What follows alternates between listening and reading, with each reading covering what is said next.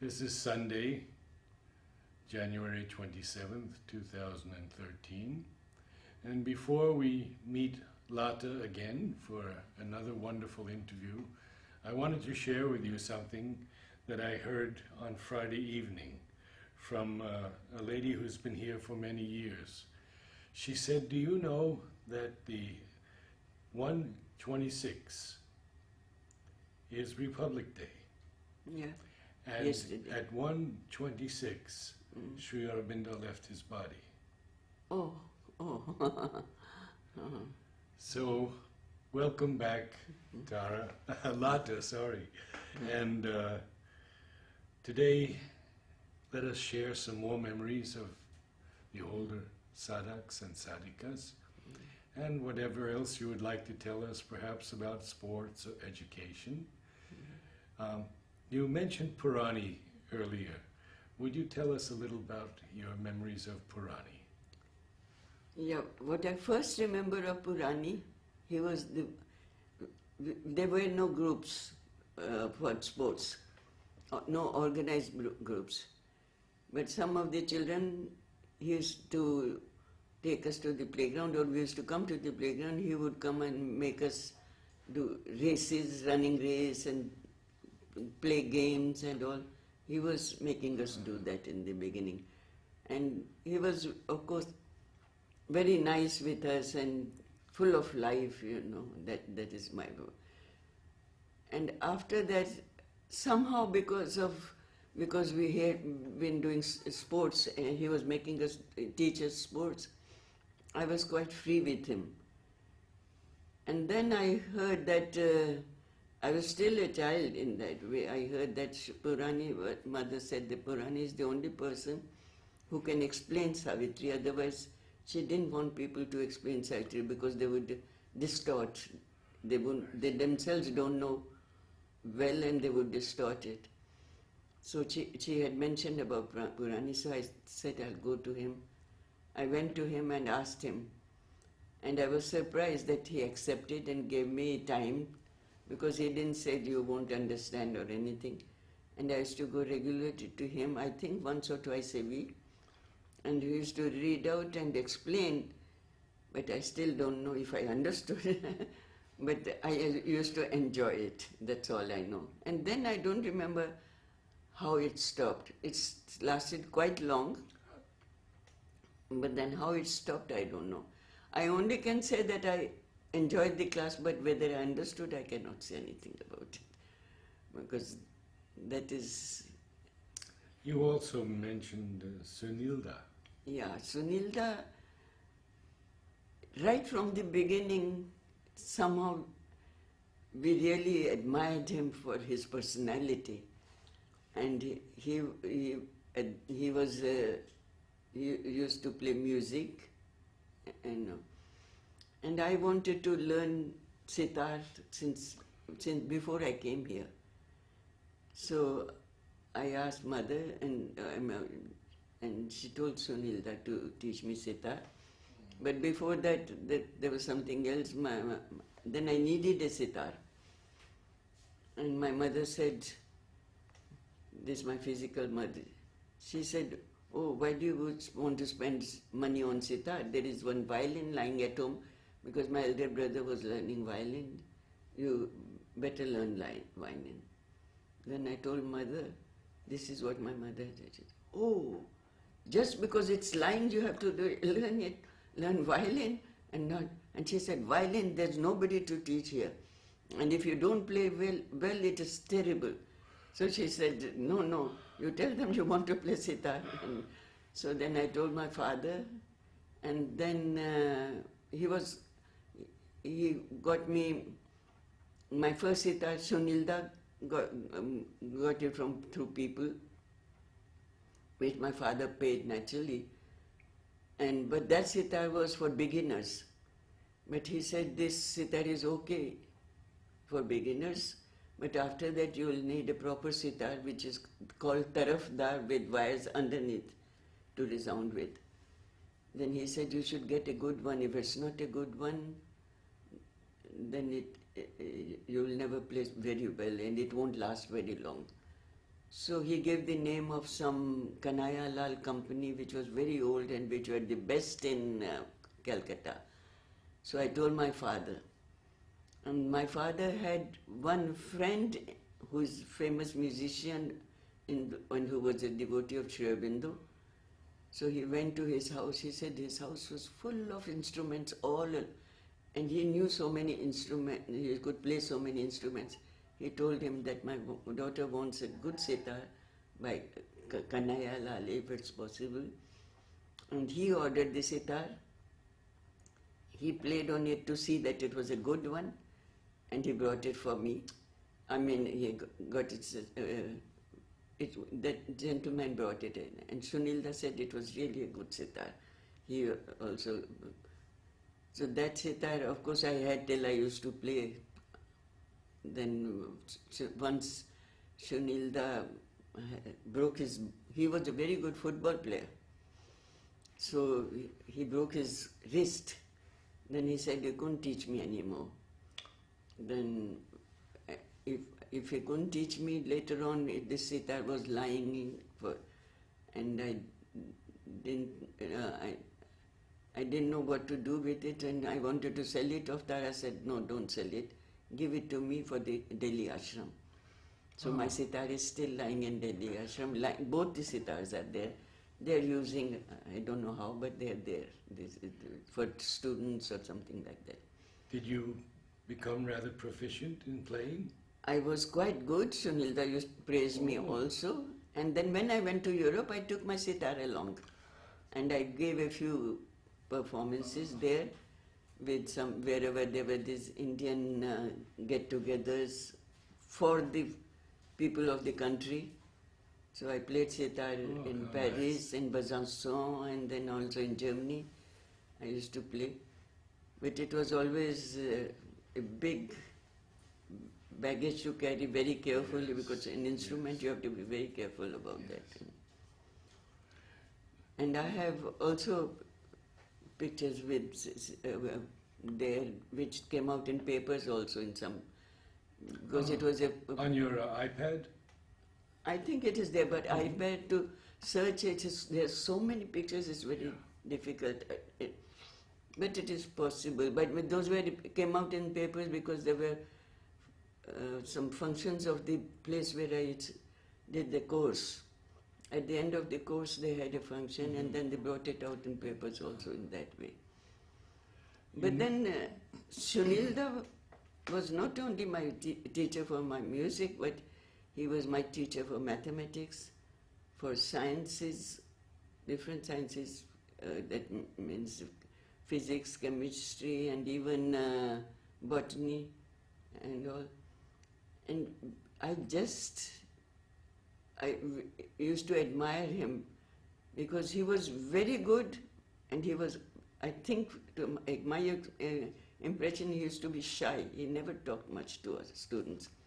He would just talk the minimum, and that used to make us feel even more to be able to talk to him. That was our desire. But later on, both my brothers, my younger brothers, Kake and Chote, they were also admirers of Sunilda. And Sunilda was very close to our family because of them. When they were born, or when they were small, he used to play with them. And they became very friendly. These brothers became very friendly with Sunilda and the rest of the family also. That means the family of his wife. He was married, but they never lived together. They were married, I think, because they wanted to come to Pondicherry. And that was the only possibility to be able to come here. They had to get married, something like that. There's a story. So anyway, they came here, but they never lived a married life. And he never wanted that life. He came here for the ashram. And of course, later on, we know that he became our musician who was inspired, and he composed music not in the ordinary way, but he used to get inspiration That's what Mother had said, that he used to get right from above. He used to get his inspiration. Did Chote work with him for Yeah. some years? Yeah, Chote worked with him till the end. Till the end? Yeah, Chote, there was another story. He wanted to be a musician, he wanted to learn music. And he wanted to go out. Then Mother said, the music outside, if you really want to learn music, then you go to Sunil I see. and you work for him, and that will give you much more of the true music than the one which you will learn outside. So Mother told him, and he gave up his studies. He didn't want to continue his studies. Same Tara also, she didn't continue her studies, and she started studying on her own because she was mostly interested in physical education, so she was studying everything concerning the body, hygiene, physiology, and then all the rest, whatever she was doing, she used to ask Mother. She used to even send questions to Mother in writing, and Mother has answered her in writing. Yes, she gave me her book, Growing Up with the Mother. That book hasn't got everything, I think. I don't know, but this is how she did. She left the school and she was doing with Mother and on her own. Whereas me, Mother didn't allow me to leave. Mother knew everything, who can leave and who shouldn't leave. So I'm still stuck with school. Tell us a little bit about our beloved friend and teacher, Temi Ben. Temi Ben was my English teacher. These are all teachers whom I really adored. She was the best teacher I've ever had. She knew so much. She was so gentle and she knew how to present everything in a very refined way, in such a way that we used to really feel like learning, and we used to get attracted towards what she used to tell. And she made me read so much which I wouldn't have read on my own. She used to say, you should read. You have to read so much. Her ways were different. And so we used to read so many, all these literary novels and everything I have read because of her. Because she said it's necessary. You see all Walter Scott, and I forget the name because these are all long ago which we read. Some of these names which I can't remember just now. I mean, anyway, she used to just talk to us about them and say, you should read and that's all. And or she would say, you don't work much. She would say in a very, yeah, but because of her personality, we wanted to read and read as much as possible. It was not that she was forcing us to read. You should read, you are not reading much, and something like that, you know. Did she teach Savitri Yeah. with you? Yeah, she was doing Savitri with us, and she used to say that you should learn by heart all the good passages. And I remember that I learned the whole of first canto by heart. She couldn't believe, and she said, recite it in the class. I started reciting, and as it was not ending, she said, it's okay. Now you can sit. But I had already recited more than half of it. Then she said, it's all right. But now, of course, I've forgotten, but quite a bit of it I still remember the beginning. Could you say a few lines for us from the I beginning? hope I can say, it was the hour before the gods awake. I've already forgotten. Across the path. Across the Uh, path. You see, when I'm nervous, I forget. But I mean, if I'm on my own, I It'll do come. remember these It'll first come. lines. Mhm. I do remember these first lines, but suddenly Yeah, it is surely. across the path of the divine he went, the huge foreboding mind of night, alone in her unlit temple of eternity, lay stretched, Immobile. immobile, the silence marge. Almost one felt opaque, impenetrable in the somber symbol of her eyeless muse. The abysm. The, Abysm of the embodied. the abysm, Unbodied. is it the abysm or something with The abysm of the unbodied. embodied infinite? Infinite, yes. Yeah, But that's wonderful. It's, but I don't do recite regularly. That is also another thing. But it comes, you see, when I'm alone, it comes more easily. you had mentioned a teacher who taught you how to throw the voice. Ah, I that wanted was you to that elaborate a bit on that, how she taught you. that was Srimai. Srimai. Srimai was her Indian name.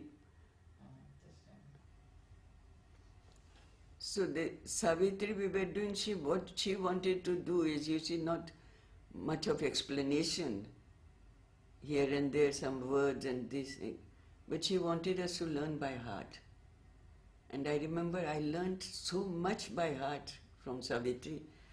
Apart from the first canto, which I knew the whole of it, many beautiful passages we used to learn and we used to recite in the class. Oh, Yes, she used to. So that if you don't recite, then you don't learn really. So that's how it used to be. We would recite in the class, each one of us, and then she would go on reading also. But I learned really a lot because of that, because of learning by heart. When you learn by heart, you also know by heart. That's why I'm saying you really get into it. yes. It's something which goes Yes. in you much deeper than if you just read it. It's beautiful to learn by heart. But nowadays the students don't want to learn by heart. I don't know. I still ask my students to learn by heart what the poetry which I give them French, not just read and understand few words, that's all.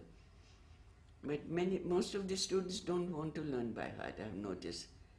And there were some students who left my class because I was asking them to learn by heart. How many students were in Temi's class? We must have been, I think, 7, 8, or 8 or 10. I can still count on fingers who were those students we were with her. Till I gave the names, some of the names I know. Gita Dolia has prepared a large volume with all the references that Temi made from other writers in Savitri. Oh. Yeah, for example, this kind of line would occur similarly with another writer. And of course, Sri Aurobindo has taken from Virgil the purple dawns. It speaks about that Virgil used that first. And so she's prepared a book. Who were the other students in the class? There was Arati, Amita, Babu. Babu is Aniruddha. He's now in hospital. He's a teacher. He was very good. He was one of the very good, and he is the one who is teaching English now. And he's a very good teacher and quite popular also. But just now he is in hospital. He had a lot of knee problem. But then, was it for the knee problem that they took him to the hospital or what? Then now he has a heart problem. So he's still in hospital and he can't take his classes for quite some time. So then there is some ex-student who has just completed PhD in English in Pondicherry University. She's taking these classes, his classes. So you had the Arati, Amita, Babu. Babu.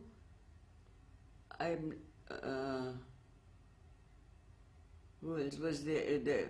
No, because we had some students who were with us in maths and not in English, but I don't remember if Ranjit was with us in English also. But he was with us in maths and sciences, which in Sunilda's classes. And then there were... well, that's okay. Because these names and all were changing also. Sometimes some students who were younger than us, then it became one class together. That way it was. Now, when I came here, I was very close with Jyotinda and Parichand, Did you have any contacts with gardening? Because I know your sister has. She has, but although I don't know if she had lot of contact with Parichanda, but my friend Urmila, Ah, she has done lot of gardening and she is very interested in gardening, and she had much more contact with Parichanda. Our contact with Parichanda was just to go and ask him for some flowers, and he was always so nice and so kind. He's, he was he was a gardener, but he was a real gentleman because he was highly educated. I read his life afterwards. And so that these people have come with a lot of preparation even in the academic field. So that's how they were so high in their spiritual life also, you can say. They were really, although they may be sadhaks of the old generation, but they were sadhaks really who had some worth, some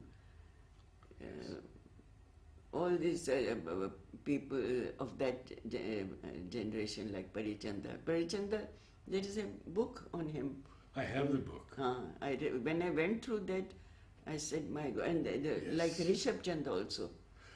Yes. Rishabh Chand also. Yes. These are people who, and there was Rishabh Chand, Parichand, Prithvi Singh. These are people all of another caliber, I don't know. They came with a very good academic background. They could write well, apart from reading and all. Reading, of course, they knew. And so they read Sri Aurobindo in a different way, I think. But they really understood if it is.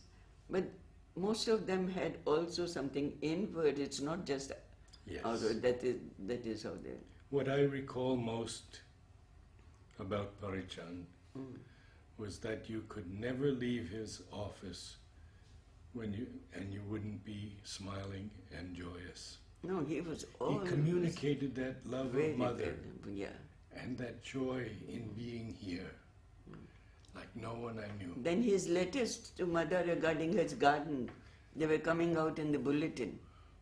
They're also very interesting. Yes. Because each and every problem he used to put it before mother, and the mother used to tell him how to solve the problem.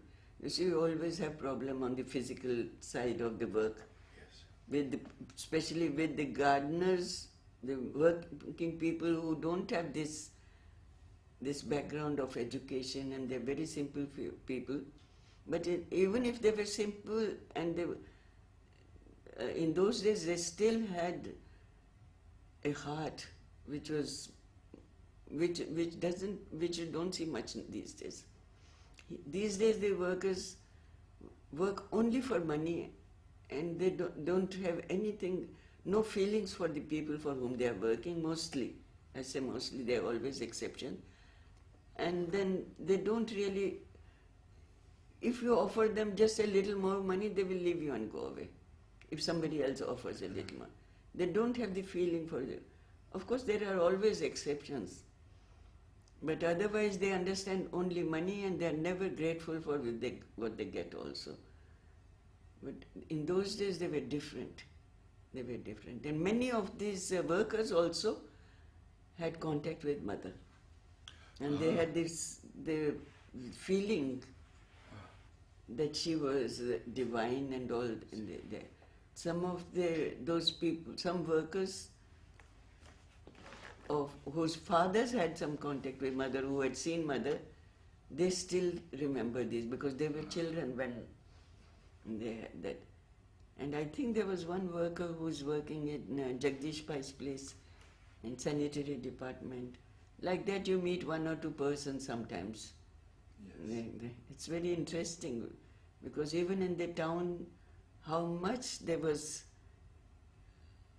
I can say, influence of mother and Sri Aurobindo even among the local people also. Now it's changing also but still people do consider ashram, even the people of the town, they do consider ashram like a place, holy place, you can say, or I would say even more than that. What was your contact with Sat Prem? Oh, Satprem was my teacher in French. He was our teacher because he was teaching us the the writers which were of the late 20th century. Oh no, early 20th century, and some of them, I think, even Mother has talked about some of these writers like what was his name? France, Anatole France. Anatole France, Mother has, I Yes, think, Mother has. she has talked about him and she has met him. So Satprem was also, he belonged to that age of early 20th century. And he used to give us good grounding in the French literature and all. And then once he told me he wanted to learn Hindi, the Indian language, if I could teach him. And I accepted very willingly. But then I used to go to his house to teach him. His house was very near, I mean, almost in front of Santerre. There he had, and I used to go to teach him. But it was not easy because he used to smoke so much. So the house used to be full of that smell of smoking. But I never said anything to him. I just used to go and teach. I don't know how much I taught him. I don't know how much he learned. But it didn't continue very long. I don't know, because he had, I think, many other commitments and he had many other interests and all. So it didn't last very long. So he basically taught only French in the school? Not at all the levels. I think only at our level. We were among the older students at our level. I think he taught. He taught only literature, and which is not for all the levels. Yes. Did you ever see Kapali Shastri? I saw him, but I only saw him. I didn't have any contact with him. Yeah. He used to live in this house where Madhav was staying. Yes. So we used to see him come out and go and come to the ashram. That's all. But I never had any contact with him. And Madhav Pandit? Madhav Pandit, I had more contact, but not really very much. He also travelled, and he was called often by people. So he went also to Germany, and he stayed in my sister's house in Germany, he and Vasanti.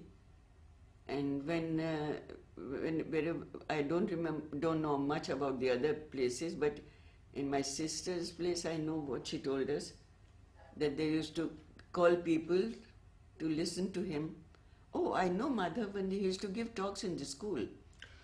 And I attended all the talks. He was very, do they say, they were conversant with the Indian philosophy and the old Indian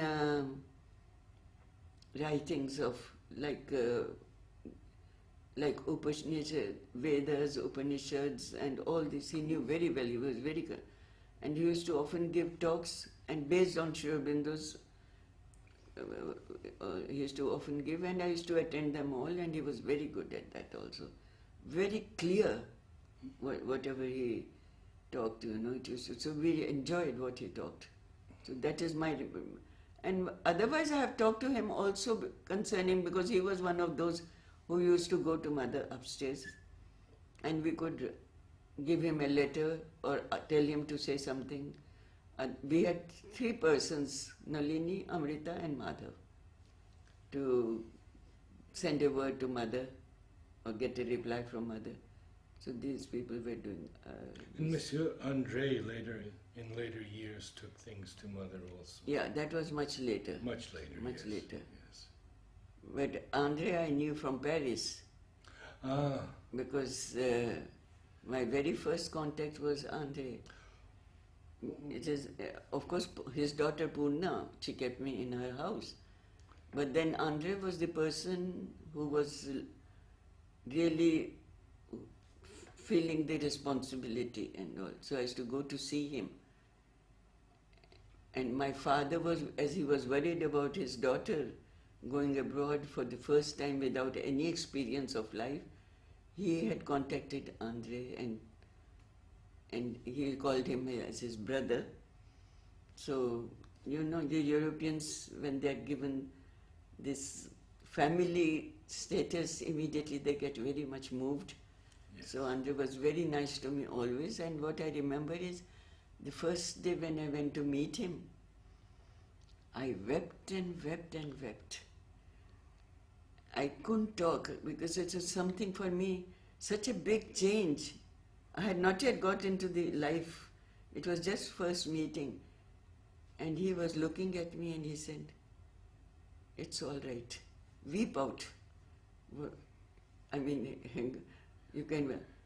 And I remember I couldn't even talk. I couldn't say anything. I was gone weeping for a long time. And then after that, gradually I stopped weeping, but I didn't speak, and then I went away. But then I used to go to him regularly and tell him all that I was doing and everything that was happening to me, all my experiences and everything I used to tell him in detail. So he was really like my guardian, and I wasn't going so much to Purna for the other type of help if I needed, but he was the one to whom I used to just go and tell everything, pour out all all my experiences to him, I remember. And he used to be a very good listener, and then he would give me a few words here and there, but mostly he used to let me go through my experiences and say just a few words, not much. He never talked much like that, but he used to listen a lot. Well, we're almost out of time, but I'd like to Yeah. just end up with if you have any remembrances of Amal. Amal was also my professor for English. I mean, professor in a class, not separately. And he was giving us also English classes like that. But I never had much contact with him outside that. Just smile or go and say hello or something like that. But I never did. But his talks and all, I was always regular. I enjoyed them.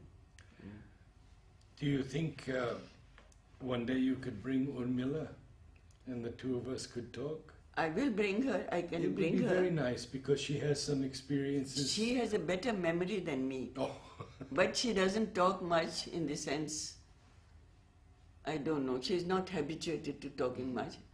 But her problem is she can't hear well. But you don't have to hear if you go talk. But I will ask her. I will ask her. She knows that I'm coming to you regularly. I told her. Because we meet very regularly. oh. Twice a week we go for a walk. So, and we tell everybody that we are friends ever since we came to Pondicherry. That means 68 years now. Oh. So we have been friends, and we have kept this contact because twice a week we have fixed for going for walks together and just talking. We don't have any formal meetings and all, invitation for tea and all that we don't do. But we go for long walks. Sometimes we go and visit all the new places in Pondicherry, like if there is a new hotel which is opened, we go and visit. Not to eat or drink anything, but just to see. We are curious and to see how Pondicherry is developing. So that's how we have been to Aurobindo also on the local bus, not using taxis and all that. We would just take the local bus, go and visit, walk a lot inside Aurobindo, and then come back again by a local bus. But with these local buses, we have visited also other places. Just we used to go. And sometimes we used to carry something to eat, go and sit down somewhere and eat what we have carried. But normally not eating out in restaurants and outside food, our own. So both of us have the same type of habits. So we enjoy a lot. Well, it will be very nice to have you both here. Yeah, I will ask her. But then you have to fix the time and I will tell her. I don't know which her timings. We can discuss over Yeah. the phone. Over the phone. Good. Okay, I'll talk to her Good. and tell you. Thank you so much. She doesn't have the. She's difficult to. Yeah. She's hard of hearing. We still have a lot of people on our list. I know. I And went you- from below instead of going from above. And you may have other things to tell us about the school, sports, whatever. Yeah, it does depends on. I mean, just if Yeah. there's some clue or something, then it comes. It I has to be- remember I've heard so many sweet stories about Kake going to mother. Yeah, yeah, when yeah. his knee was injured. Yeah, you he remember was. that when he was very small? Was it the knee or he fell down? He fell down, yes. Yeah, and then the. And the story I heard was that he ran up the steps. People Yeah, he tried to didn't- stop yeah. him. He went right into mother. He didn't tell anybody, he didn't talk to anybody, weeping, he went straight to mother and he said, Mother. And And he mother showed didn't me. understand. And so then he fell down in front of mother to show her how he had fallen. And he used to, in playground, mother had a small footstool. And he went there straight away, pulled out the footstool and sat down. Which nobody ever would do because, and somebody tried to say, no, don't. Mother said, no, let him do what he. So this is a story which Preeti Di has written in her book. Preeti Di, Manoj's elder sister. Ah, yes. She has written in French, no, in Bengali, and it has been translated into English, this book. So this, she has written about this. And then there's a story of that, it's a bird, crane in plastic, which mother had in a corner. And every day he used to take mother by her hand and pull her to that same mother, buttock. Buttock means duck. He didn't know what bird it is. So because he used to show every day on his birthday, yeah, I think it was his birthday or was it, mother said, I'll come to your house, and she brought that for him as a present. And that is still there in our house. This is a newer one, huh? Oh, I don't know. This is the one. No, this is this one, Liz. This is family. Mm-hmm. But then now I want to go, yeah. These are with mother. These are the Oh. pictures with mother. I can show you big size. This is, see, doing pranam. Oh my God. Then you have this. Oh, you are he taking wants it? to take a photo. Oh, yeah. but then, Just like that only. okay, I'll start from the beginning with mother. Good. I'm going too fast, or I'll go, No, you'll come go back. slow afterwards, yes.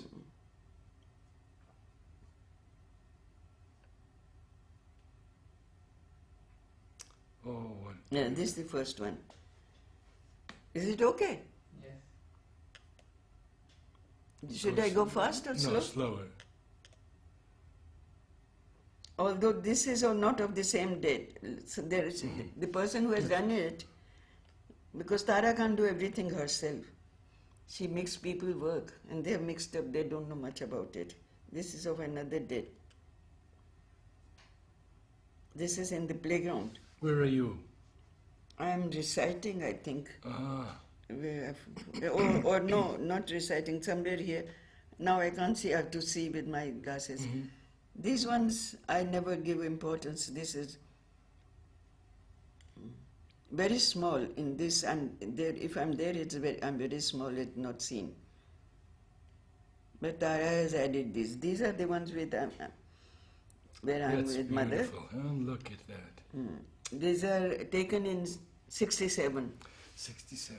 See, after my, it was on my birthday.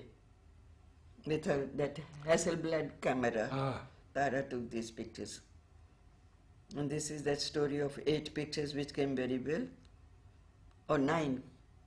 One was alone, mother alone, in the same dress. You see, doing pranam, then getting up. He has not done it properly, then you get up half, and then you stand. Oh, He has not put it in order. Tara tells somebody to do it, then they don't know about it.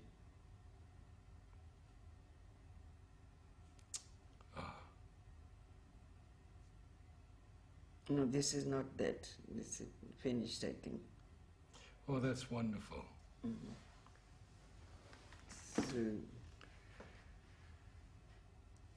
So this one is mothers, and then there are others, you see, with family.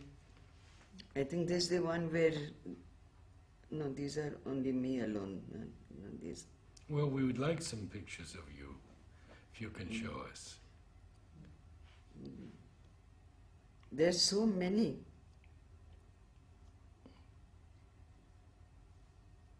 There's one picture of mine which I put on my Facebook. You have Facebook? I don't keep up with it. I also don't keep up.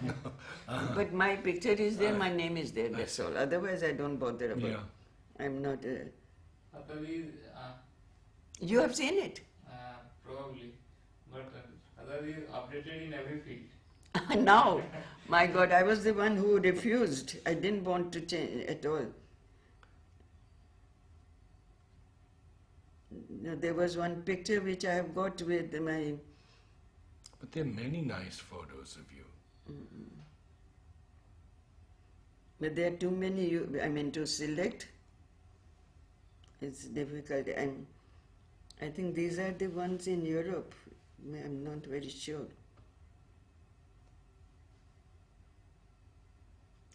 You can see? make a, maybe you can No, make a this is- selection on one, and we can see another time. Just select a few of them. I don't know how to make selections. Ah. I don't give much time to this. He Yes, can do so, it. Yes, I Good. will help you. He Very can do good, it. Sushil. All right. The one, maybe some of those in Europe, my pictures Good, of Europe, yes. maybe like that. So we'll meet again soon, and perhaps with Urmila next time, if you'll speak with her. I'll speak to her. Good.